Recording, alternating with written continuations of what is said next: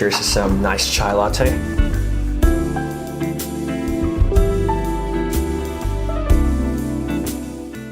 So my name is Hari Vanch. People call me Harry, just like Harry Potter. So a little bit about myself. I'm an AWS engineer. I guess that's why we're all here today. I graduated from NC State University, did some computer engineering, and yeah.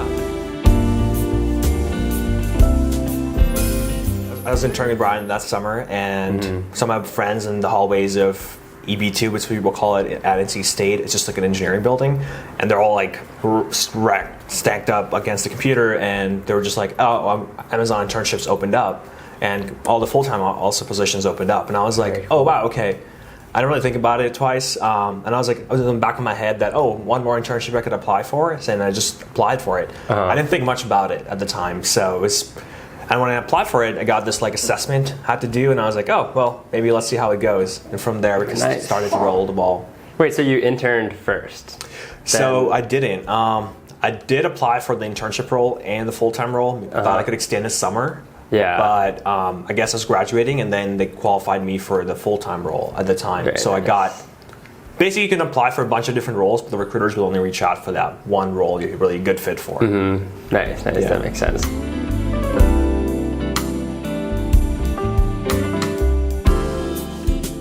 I did get a return offer from IBM, and interview other places, had offers from other places as well. But really, what enticed me was like the Amazon offer and like its DC area. Yeah. Funny story. I didn't. So you knew it was going to be DC area. No, I didn't. So when you apply for a full-time role at the time, you get to pick like top 3 locations, and I picked, I believe, Seattle, Boston, and California. And Arlington was fairly new. It's like the HQ2 was being announced and launched. So when that happened, I was surprised to even find out that I was going to Arlington. But all my friends who did also accept the offers did end up going to Seattle. So that was a surprise. So did you have like a pretty big group from NC State that also joined Amazon like same year as you, like same cohort? I knew at least like, actually we had 4 or 5 people I knew of who are joined Amazon after I went in, but I know some of my buddies who also applied. They also had interviews, and one of them did accept the offer or got an offer at the time, but his position was all in Seattle. So I was the only one in Arlington at the point. When I first joined, I believe it was only like 500 people, and they're all fairly new. They had some senior engineers and some managers. And the building, there were like 3 buildings, I believe. We called them WAS 14, 15, 16 at the time. And they were renting out a building, like top 2 floors when I joined. So it was like a modified building I came into. So yeah, now it's like over like 1,000 people, and probably more now, like triple that maybe. I still haven't even seen the office. It's like a glass building, right? Like, yeah, it's like a series of glass buildings. I need like to go over just there, jumbled out in Crystal City. Like you'll find a bunch of them actually. And then building another one. Yeah, clearly I don't leave DC very often, but I need to. I should. Yeah. Once you're in DC, you're not leaving. That's why I'm not living in DC.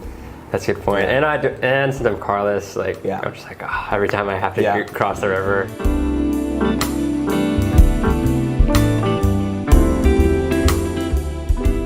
In a product called CloudTrail. People often confuse this with CloudWatch. CloudWatch is like the logging, where you can just get all your debug logs and send to cloud.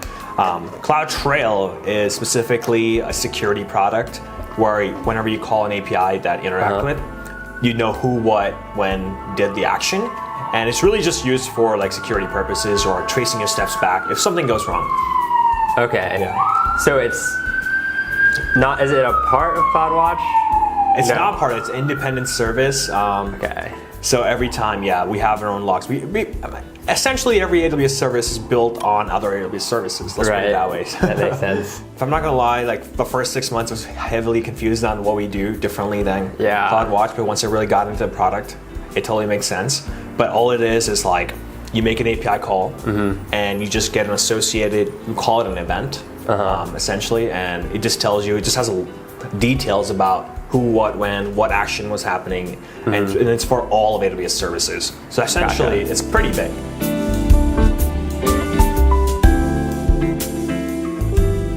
So based on how the program works, when you do get assigned, I got assigned to a different team at the time, and through that, I was working as an away team on CloudTrail team.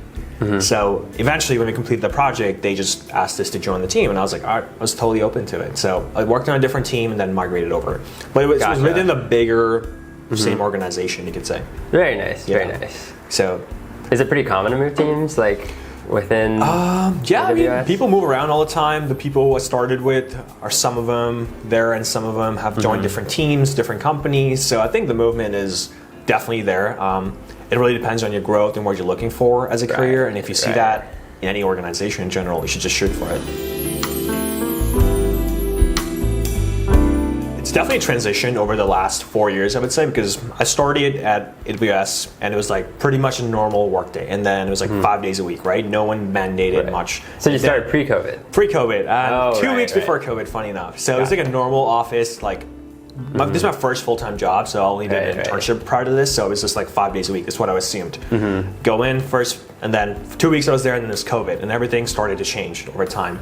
And then I was fully remote for 2 straight years, right? And then 2-3 years I was there, and then they asked us to come back to the office, and it was only 2 times a week. And then it was moved to 3 times a week. Right now, 3 times a week. So 2 days we go in, the team goes in, and then 1 flex day. So it's pretty Gotcha. flexible, still better than going 5 days a week.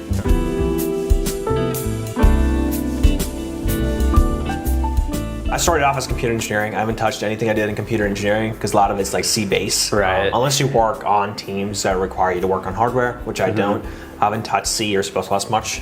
But other than that, everything's a fair game, I would say. Python, Java, React, I mean TypeScript, JavaScript, whatever's really Gotcha. needed for the project. I pretty much worked on with all these languages and always new ones coming up. I mean, Rust is blowing up right now. So a lot of migrations happening to that. So definitely like whatever's needed for the project. I mean, once you know how to do some basic, you just kind of have to like Google your way too. Now you can use AI to help yourself out. So that's even better.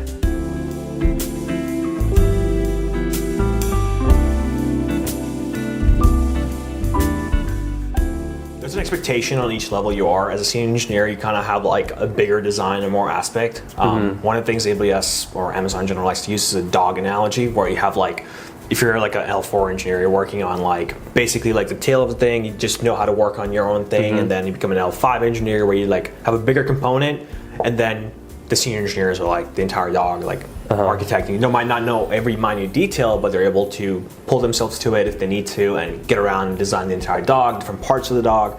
So it's kind of like that. It's so funny that it's a dog. Like, why does it have to be a dog? They're designing a dog? Yeah, so AWS is dog friendly. So if you walk into the office every day, you will see some kind of puppy, a dog, like they have dog biscuits everywhere. Yeah. It's a very dog friendly organization.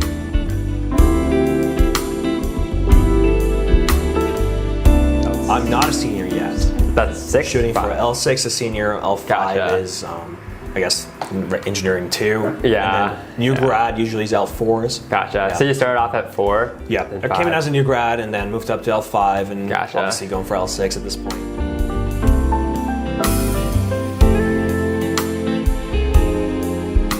Yeah, generally it takes about like 2 to 3 years for L4 to L5, and then from L5 to L6 it can really range. But it's really like 3 to like 6 years I've seen. Yeah, to get it probably to L6. gets. I assume this is how it would go, but like it probably gets harder and harder the higher up. You know, like the longer. Is it longer amount of time? you it's think? also a scope.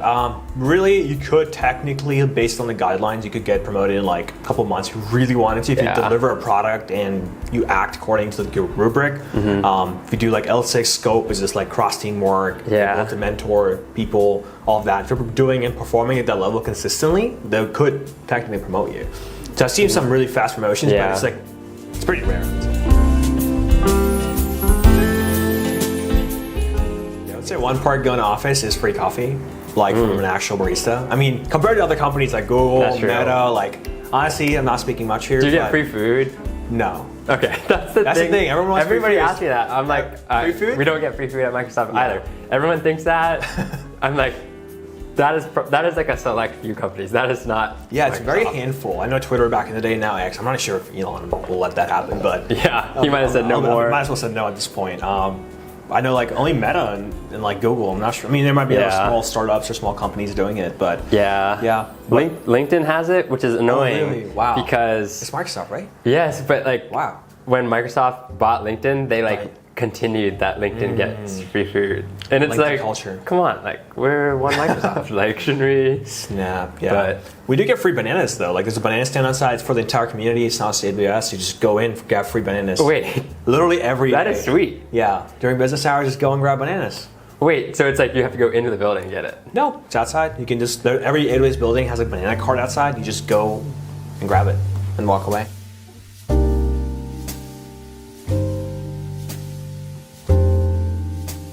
You're always on call. I think that's one thing that's very unique to AWS. I'm sure a few other companies might have it, but one thing I noticed is you're always on call in terms of that everybody in AWS, at least I know, is assigned to an on-call of some sort. And Wait, not all the time though, right? Not all. Oh yeah. Okay, I was Not like, all the time. I was like, how do you live? Like, Well, that's where it gets a little like gray area. So depends on like if you start a new team and you're the only expert and you haven't hired many folks yet, so you are all on call all the time until you have a bigger team. Right. Which I was for like the last 3 months. Me or my coworkers, like every other week we were on call Man, doing that is some tough. work. So that lasted for about 3 weeks. Our team was really good about recruiting people, hiring, and getting them started. So now we have about 6+ people. So now the on-call becomes more bearing. So that's one thing though, you do own what you build, Right. and you have like direct control over it, and you can see the impact directly. Right, You don't have right. to wait for it to come from top down. You're getting tickets from your customers on a daily basis. You're Okay. like, wow, I know that name. Yeah, I can't believe yeah. it. And it's 24/7, so it's like you might get paged at 2 a.m. So we do try to Yeah. minimize in general. Like I haven't gotten paged around 2 a.m. recently at all, Yeah. but the two try to minimize it. And you have like based on the priority, you can organize stuff, but you can get paged, and I've been paged sometimes. Right. It's exciting, but also you're fearful. If you're new on the team or like you've never worked on this component, you're like yeah. you're getting on this call with other people, are like, Oh yeah. I'm not sure. I'm not even sure if I can page my coworker who worked on this one. So Right. there's a lot of decisions you make in that aspect. I feel like you grow a lot in how to handle situations and Definitely. like prioritizing things. But yeah, that's like one, like I would say probably mostly a downside than an upside. One thing is like more free food. We need more things. Yeah. Yeah, one thing. I think everyone would probably agree with that everywhere.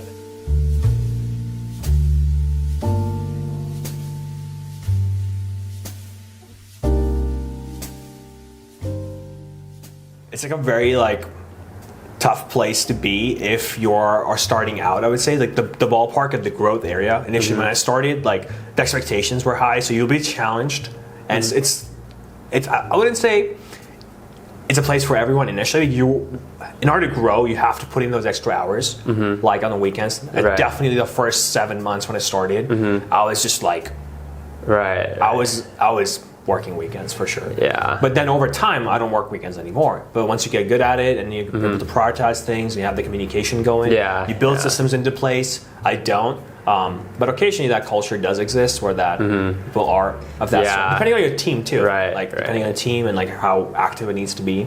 Especially coming out of new grad, you're just trying to figure out how do I navigate the corporate world. Right. I feel Right. like So that's probably where Yeah. people fall into like Yeah. they feel they need to work a lot harder too. just to like catch up, see if they've Yeah. missed anything. Like you always feel like someone else is able to It is do it, so why overwhelming. can't you do it? So Totally. I think that exists, and it's okay to not know something, but also at Amazon, one thing is like even if you don't know something, the expectation is that like you'll dive deep and like get in the dirty waters. Essentially, you're always Yeah. touching some other people's code base, and you have to be able to Yeah. read through that. So there's definitely that expectation, and it's just it's good. You get better at what you're doing, and you Nice. just don't fear anymore.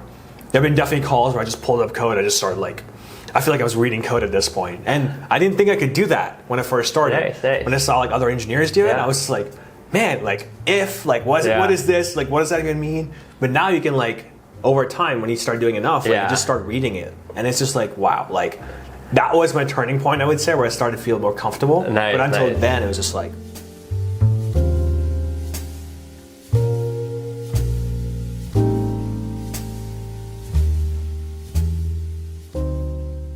The free coffee honestly hits because that's really More than one the of free bananas. more than the free bananas. The barista makes it for you, and there's been a system where you try to finesse more free coffees in a day, but it's limited, so it's kind of like a downside. But the fact that I just live right across from work and I just go Right, in and right. like have a nice desk to play with, and just like really meeting my coworkers, I would say that's one of the best things. Just like talking, sometimes like even during lunch, getting some food outside and socializing a little bit. That's what I really look forward to going to work. Work is always work, right? Like you solve that at home. I was working from home. I could do anything. With the people. People make it like worth it for me.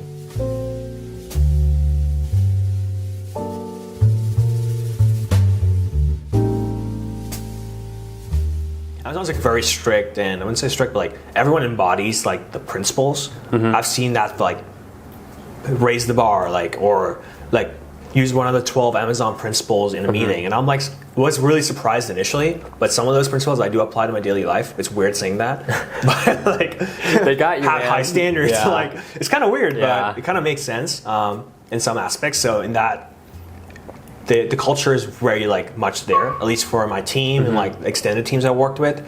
And when you do ping someone, there is a response, like there's a sort of commitment to like taking ownership of that and getting back to you. That I feel like was unique from all my other internships, where you could actually make an impact. If you do build something overnight, you could actually launch it. It's like there's no blockers. Like no one's gonna like stop you. Just go get a review and just launch. Like it's that simple. But you do have to go through certain layers of like evaluation and like see if it's worth their time, the bandwidth, and if you're able to convince people, it's all yours. In general, I think the way I like to live, like even AWS life or outside, is like kind of try a lot of different things, and based on like how fast you can fail, you can find what you really like. And I've done that over even when I'm coding something, or like I didn't want to like sit and wait around if something works, or even different careers or like side gigs. For me, like just trying it and seeing it fail is just like branching off ideas and just like giving it a shot, and don't be afraid to fail, I guess. And I've failed many times. As you should. Yeah, I mean, like literally I tried different things, and I'm actually glad like Brian here is like starting kind of inspiring me to do some YouTube. I'm thinking about it in the back of my head. I didn't say that to you, but like it's bringing that side of me out, and I tried a lot of different things, to be honest. I even had a boba startup. Like back it all comes back to the drinks again. I tried to do that for a while, so there's a lot of different things, and like you just find like where you're sitting, and I feel like you're always uncomfortable a little bit, which is good because it helps you find new things. If you made it this far, thank you so much for watching, and of course, thank you to Harry for joining. Please let me know down below in the comments if you enjoy this type of content, because this is definitely something new for me. And if you haven't, please of course subscribe, and I'll see you guys in the next video. Peace.